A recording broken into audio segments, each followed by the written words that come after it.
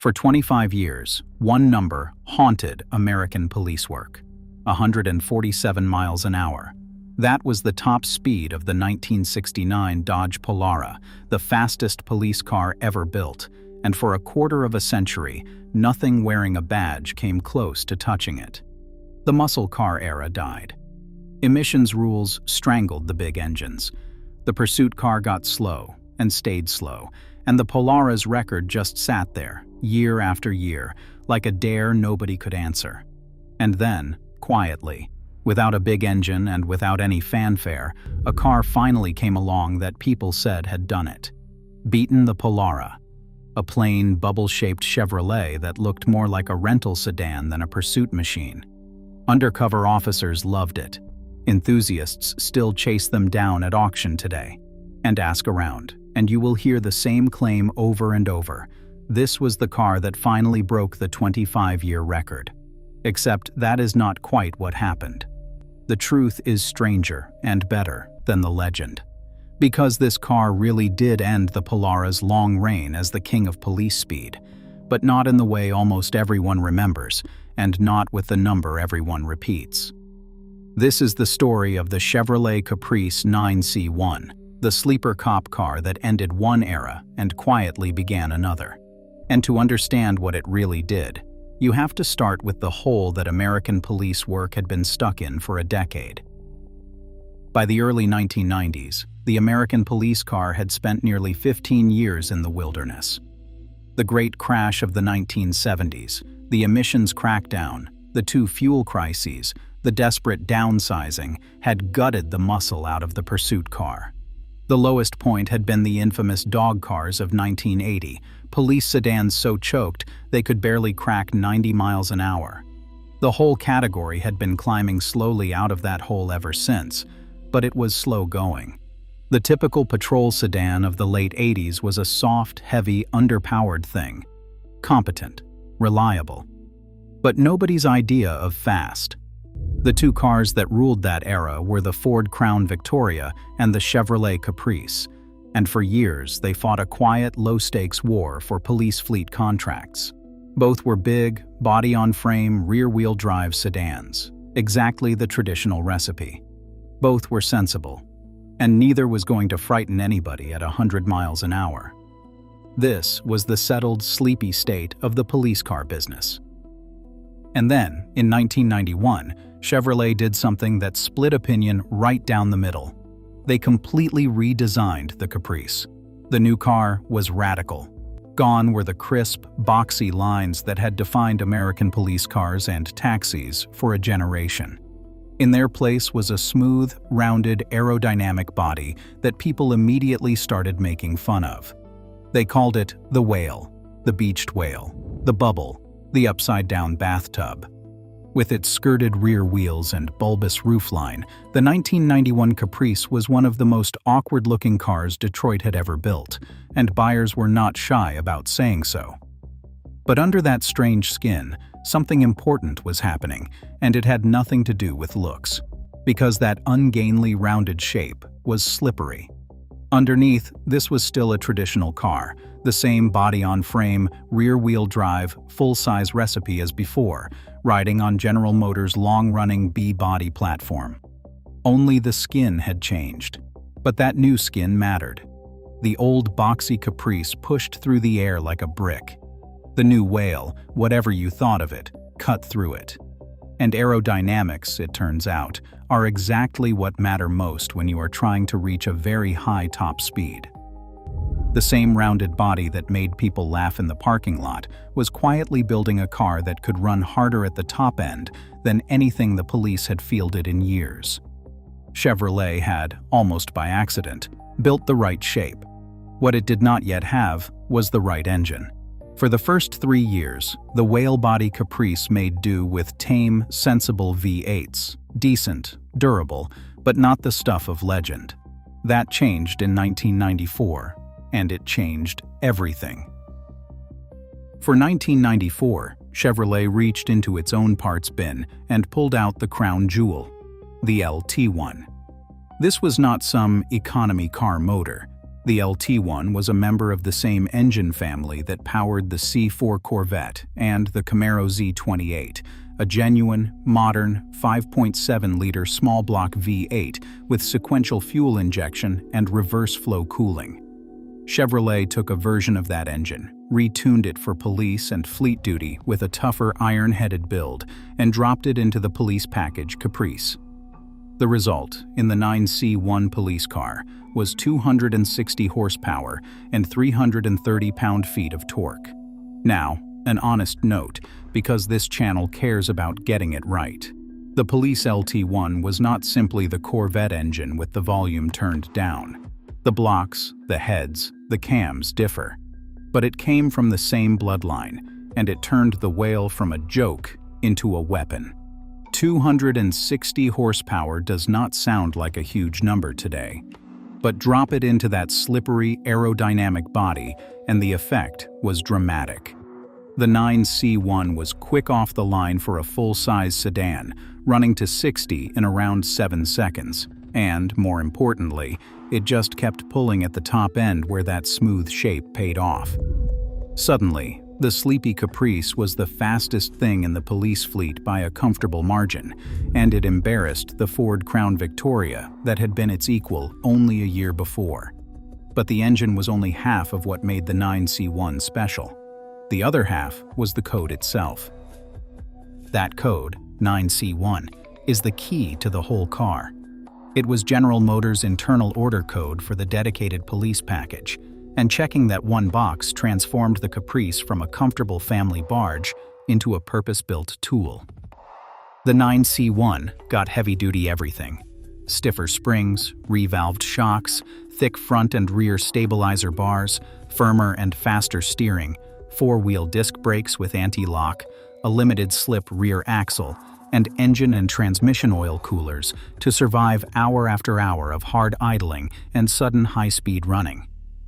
A quick note on a common myth, because it comes up. People often say Chevrolet welded in a special reinforced frame for the 9C1. That one is not really true. There was no separate police frame. What the 9C1 had was the heavy-duty hardware, the cooling, and the brakes, bolted onto the standard full-size chassis, and that was more than enough. And here is the part that made the 9C1 a legend among the people who actually drove them. It was invisible. Park a 9C1 next to a civilian Caprice, or next to a taxi, and almost nobody could tell them apart. Same bland shape, same anonymous profile, same beige sedan invisibility. Which meant that the fastest police car in America could sit at the side of the highway, looking like the single most boring car on the road, right up until the moment its lights came on. For undercover work, for unmarked patrol, for catching people who thought they knew what a cop car looked like, this was perfect. The whale's ugliness was its disguise. Nobody feared the beached whale, and that was exactly the point. And if you want proof of how good the bones underneath really were, Chevrolet built one more version for the public. The 1994 Impala SS, the car enthusiasts fell in love with, was essentially the 9C1 police package in a nicer suit, the same LT1, the same heavy-duty chassis, dressed up with body-colored trim and alloy wheels. The cop car was the hot rod. They just put a badge on one and a spoiler on the other. So the 9C1 had the shape, the engine, and the hardware. It was fast, it was tough, and it was invisible. Which brings us, at last, to the question the whole video is built around. The claim you will hear from enthusiasts, from used car listings, from half the comment sections on the internet. The claim that this car, the LT1 Caprice, was the one that finally beat the 1969 Polara's 25-year-old speed record. It is a great story. It is repeated absolutely everywhere. And it is, at best, only half true. Here is what the hard evidence actually shows. Every year, the Michigan State Police run the most respected standardized test in the business, taking each police car to a proving ground and clocking its real top speed over multiple laps. When they tested the 1994 LT1 Caprice 9C1, the number it produced was 141 miles an hour. 141.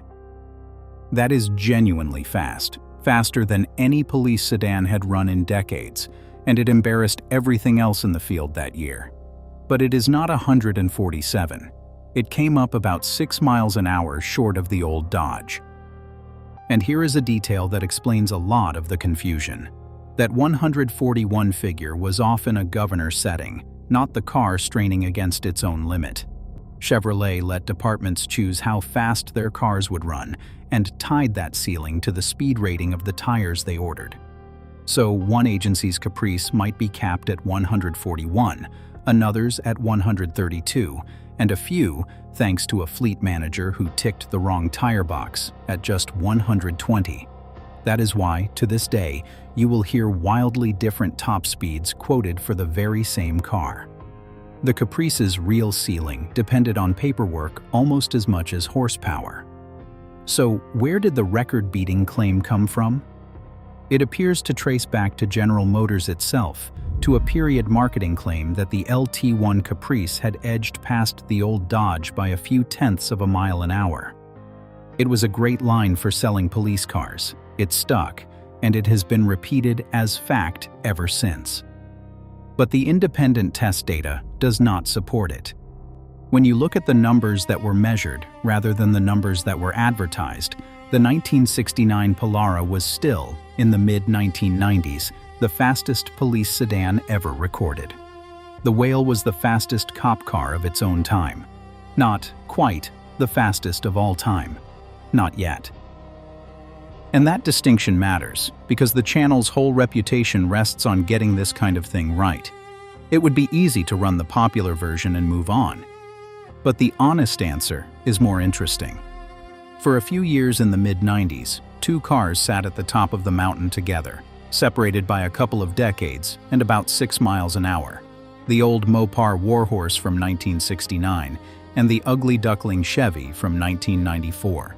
And the Caprice, for all its speed, ran out of time to close that last gap, because in 1996, General Motors killed it. The end came fast, and it came from the factory floor, not the racetrack.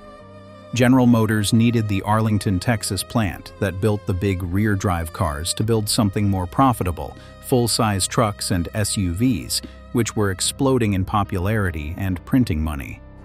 So the Caprice, the Impala SS, the whole family of big rear-wheel drive sedans, was discontinued after 1996. Just as the police finally had a genuinely capable full-size cruiser again, the company that built it walked away, chasing the SUV boom.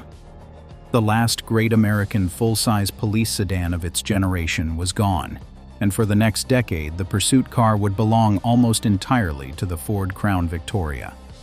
But police departments did not let go of the Caprice easily. This is the real measure of how good the 9C1 was. Long after 1996, long after they could no longer buy a new one, an entire cottage industry sprang up around keeping these cars alive. Specialist shops that bought up retired Caprices, refurbished them, and sold them back into police service, because departments still wanted them and nothing new could replace them. Agencies nursed their LT1 Caprices for years past their natural retirement, because nothing available could match the combination the Whale offered: the space, the durability, the top-end speed, the anonymity, and the sheer toughness. Officers who drove them still talk about them the way an earlier generation talked about the Polara. The bubble-shaped car that everyone had laughed at in 1991 became, by the end, one of the most respected police cars of the modern era. And that brings us back to the Polara's record, and to the twist that most people miss. Because the Caprice did not beat that record. But it did something arguably more important. It proved the record could be beaten again. For 25 years, that number, 147 miles per hour, had looked untouchable. A relic of a lost golden age that modern emissions-choked cars could never revisit. The LT1 Caprice, running 141, dragged the pursuit car back to within striking distance of the old mark for the first time in a generation. It showed everyone that a modern police car could be genuinely, seriously fast again. The dare had an answer coming. That answer arrived in the following decade, and, in one of the neatest bits of symmetry in this whole story, it came from Dodge, the Polara's own maker. When the Michigan State Police tested the new Hemi-powered Dodge Charger Pursuit in the mid-2000s, it finally did what the Caprice could not. It cleared the old Polara mark.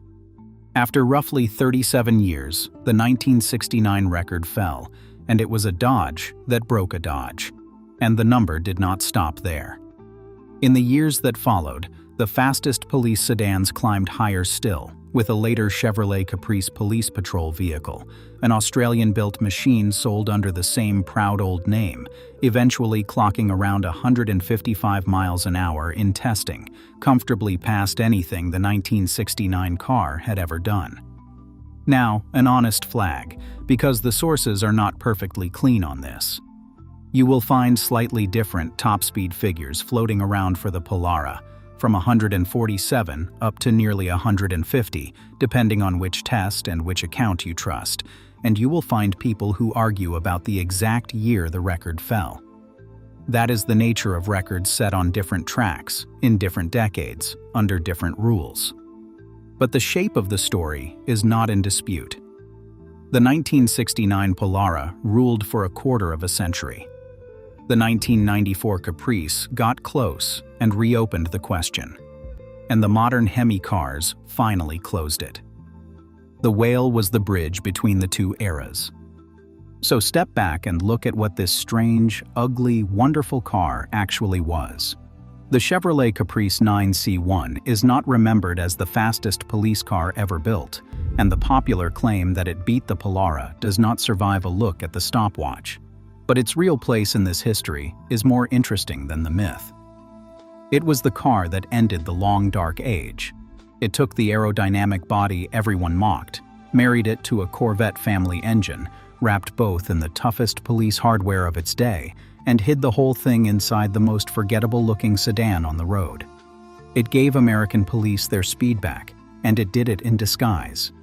That is why enthusiasts still chase them, why retired officers still speak about them with real affection, and why the beached whale, the car Detroit laughed at and then abandoned, deserves a place in this history right next to the Mopar legends.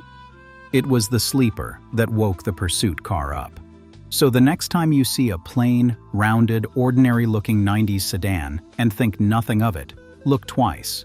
Because for a few years, the most boring-looking car on the American road was also one of the fastest wearing a badge, a Corvette engine hiding under a taxi's skin, waiting quietly at the side of the highway for someone who was sure they could not possibly be looking at a cop.